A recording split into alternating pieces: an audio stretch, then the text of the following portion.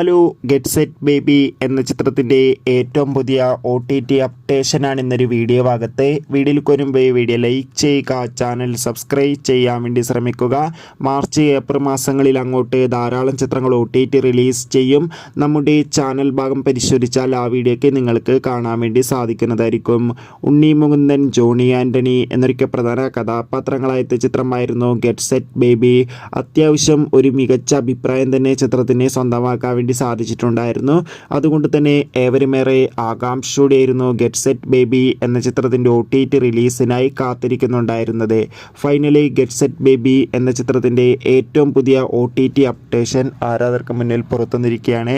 ആ അപ്ഡേഷൻ മറ്റൊന്നുമല്ല, ചിത്രത്തിൻ്റെ OTT അവകാശങ്ങൾ ജിയോ ഹോട്ട്സ്റ്റാർ സ്വന്തമാക്കിയെന്നും ചിത്രം ഉടൻ തന്നെ OTT റിലീസ് ചെയ്യുമെന്നാണ് റിപ്പോർട്ടുകൾ സൂചിപ്പിക്കുന്നത്.